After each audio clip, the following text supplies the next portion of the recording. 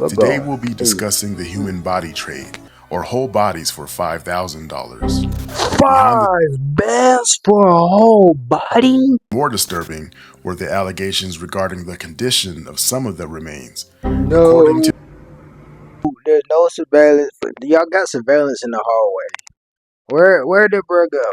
Yo, what's good? It's your boy Crystal. Back with another video. And y'all from today. How Chicago Hospital is doing a body harvesting ring. Hey, y'all. FBI gotta get involved with this, man. But y'all feel me? Hit the subscribe button, hit the like button for more content like this. Alright, into it. after a recent video I We're going. posted about people that went missing in Detroit Oh, hospitals, I was flooded with comments and stories from viewers I with bet. similar situations and stories. Hmm. In the comments section, I was told about human body part rings that have been discovered over the years. Intrigued, I decided to slap on my tinfoil hat and dive into this rabbit hole.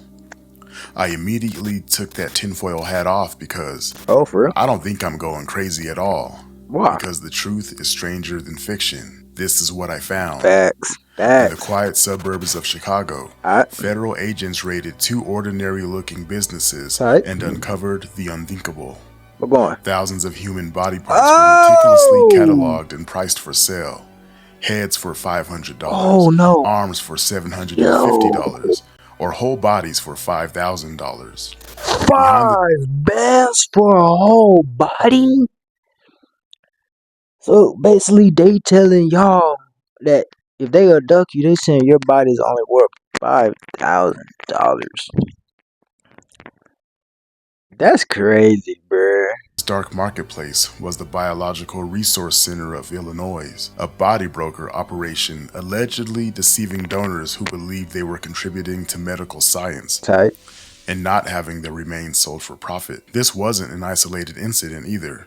Similar operations have been exposed across America, from Arizona, where investigators discovered scenes reminiscent of Frankenstein with mismatched What? body parts sewn together, to Colorado, where Ew. a funeral home allegedly gave families concrete dust What? instead of ashes while selling their loved ones' bodies. Hey. These cases expose a troubling truth.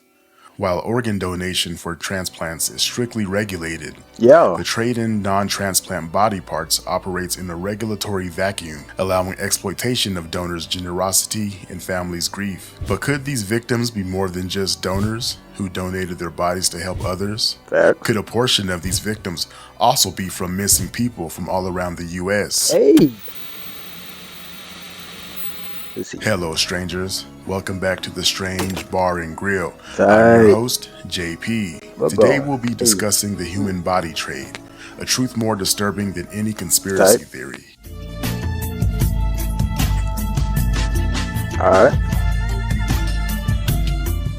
In the frigid January air of suburban Chicago, federal agents descended upon two seemingly ordinary businesses, a nondescript crematorium in Schiller Park and an office building in Rosemont, housing Tight. the Biological Resource Center of Illinois. What they discovered would pull back the curtain on a Good. largely unregulated industry operating in the shadows of American healthcare.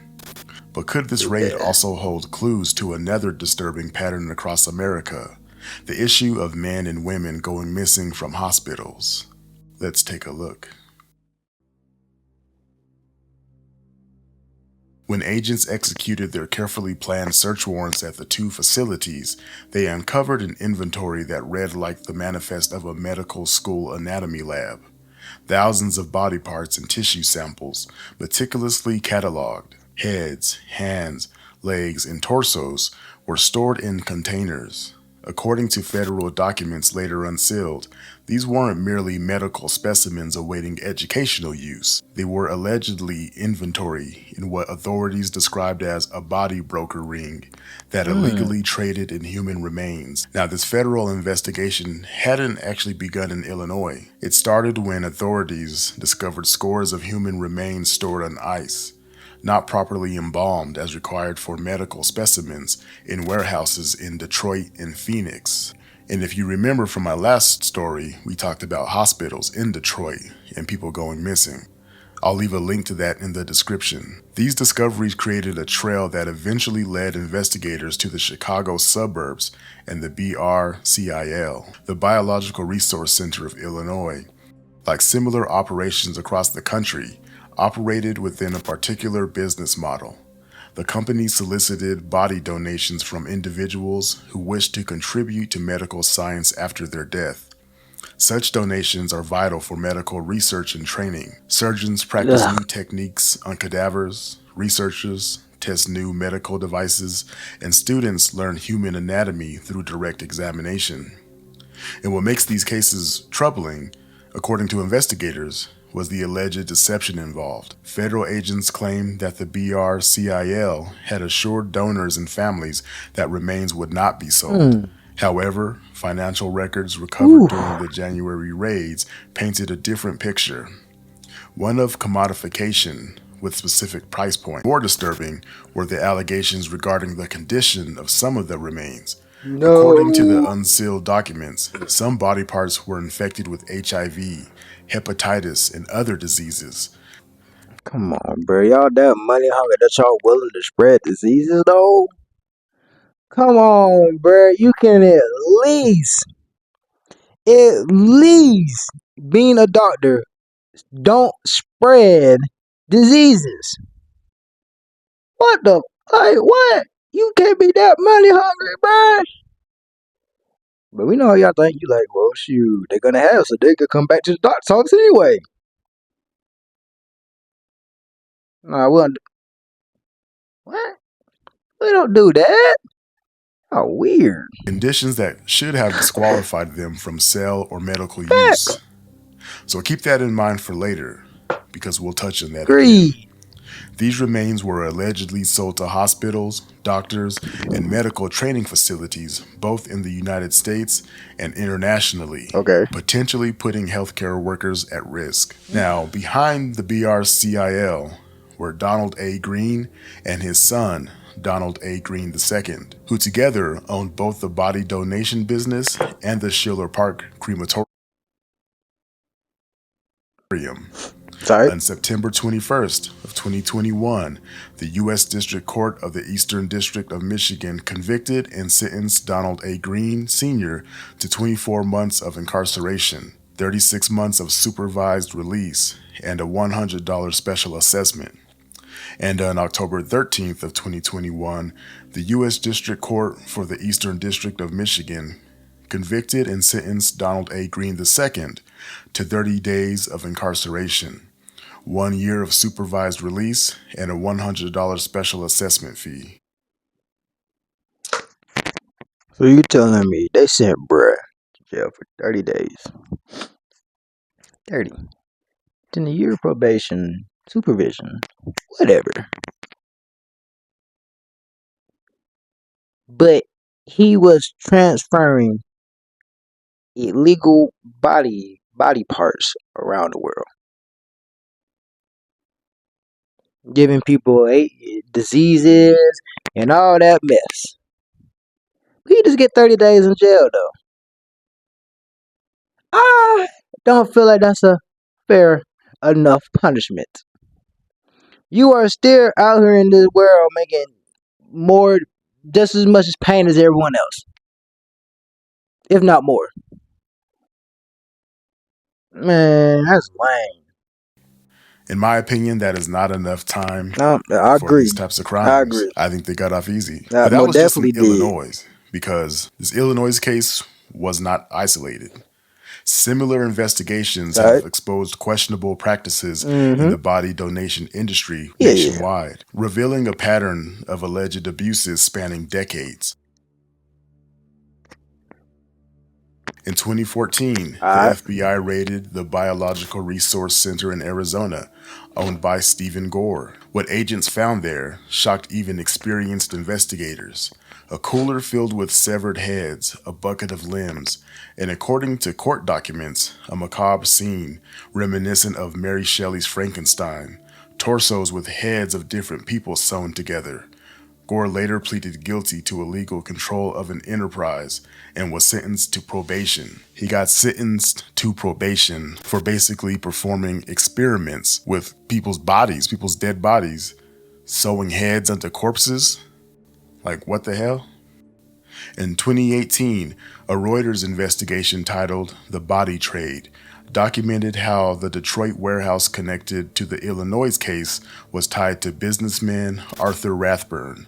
Rathburn was eventually sentenced to 9 years in prison for fraud and shipping hazardous materials after he was found to have supplied body parts infected with HIV and hepatitis to medical researchers. In Colorado, similar allegations surfaced against Megan Hess and her mother Shirley Koch, who operated Sunset Mesa Funeral Home. Prosecutors alleged they sold body parts from hundreds of corpses they were supposed to cremate, often without families' permission. In some cases, they allegedly provided families with concrete dust instead of ashes, while selling the bodies. Both pleaded guilty to mail fraud and were sentenced to prison in 2023. But there's another disturbing pattern across America that few have connected to the body broker industry: people who disappeared without a trace from medical facilities.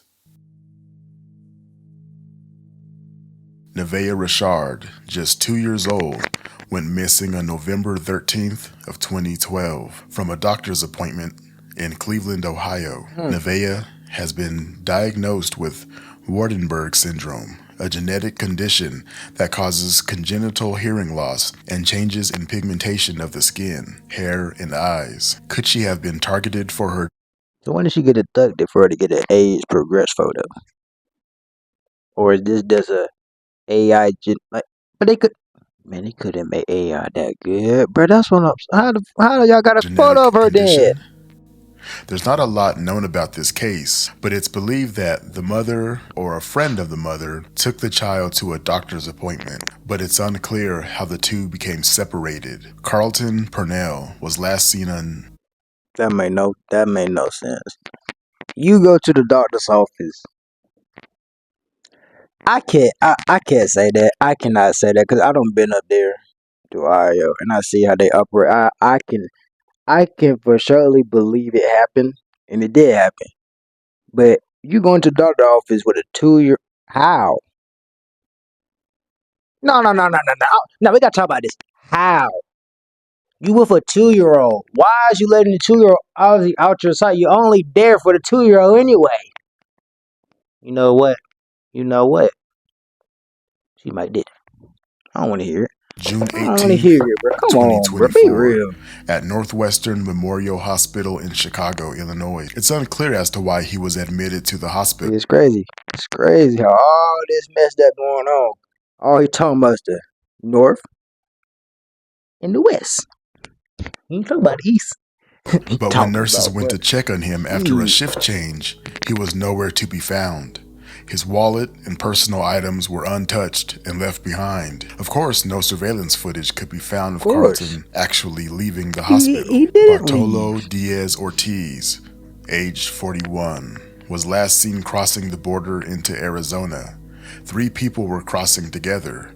They were apprehended and they said Bartolo was taken to the hospital.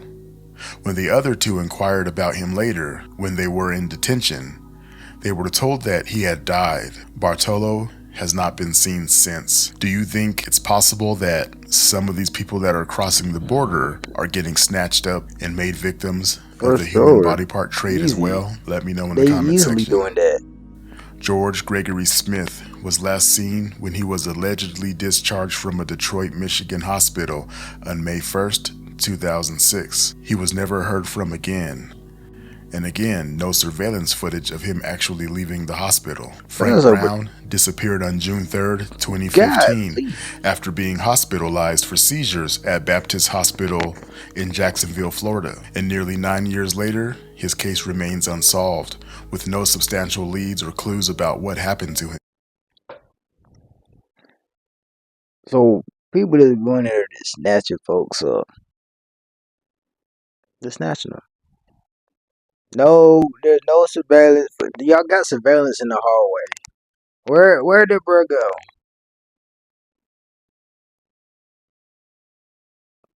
We know where he went. He went away. And y'all took him. Simple as Frank that. had been hospitalized for Lord. several days due to seizure-related issues. When it was time for him to be released, he called his brother Ernest and their mother to say he was being released and needed a ride home. Ernest and his mother showed up to the hospital.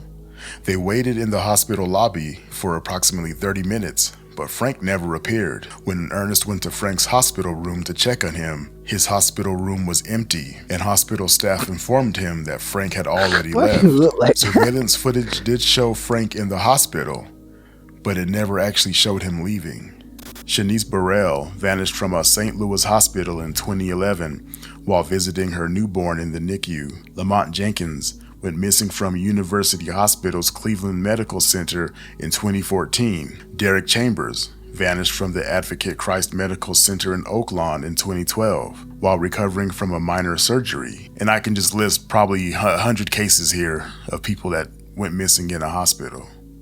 These cases share disturbing similarities. Many of these individuals disappeared despite security cameras throughout the facilities. Personal belongings were often left behind, and in several cases, the security footage has gaps or malfunctions at critical moments. We have to ask the uncomfortable questions here. Is it possible that some of these missing persons cases are connected to the underground body trade? Could vulnerable patients be targeted by those looking to profit in this shady industry? The geographic overlap is striking. Many disappearances occurred in the same cities where body broker operations were later raided. In Detroit, where Arthur Rathburn ran his business before being sentenced to 9 years in prison. In Chicago, where the Greens operated. In Phoenix, where Stephen Gore's facility was raided. The body broker industry operates in a regulatory vacuum. While the sale of organs for transplant is strictly regulated, the trade in non-transplant body parts has minimal oversight. Only a handful of states have laws specifically regulating body brokers. This patchwork approach to regulation creates opportunities for those willing to push ethical and legal boundaries. Now, the legitimate medical donation industry is vital to healthcare advancement. Of course. But the profit motive, combined with minimal oversight, creates conditions where exploitation becomes possible.